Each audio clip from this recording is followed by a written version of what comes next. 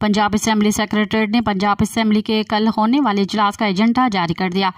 Assembly secretariat के जारी करदा एजेंडे के मुताबिक पंजाब असम्बली का इजलास कल सुबह 11 बजे होगा। पंजाब असम्बली इजलास के एजेंडे पर महकमा खुराक पंजाब से मुतल्लिक सवाल दरियाफ्त किए जाएंगे। अलहदा फहरिस्त में अरकान असम्बली की तवज्जो दिलाओ नोटिस और तहरीक अल्तवा का ऐवान में पेश की जाएंगी। मुख्तलिफ महकमों की 5 साल कारकर्दगी रिपोर्ट्स इजलास में पेश की जाएंगी।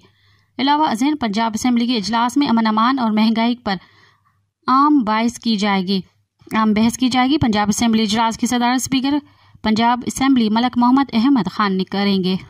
मज़ीद खबरन ऐं तफ़सीलात लाइ विज़िट कयो असांजी वेबसाइट www.awamiNewsHD.com ऐं ॾिसंदा रहो अवामी न्यूज़ HD।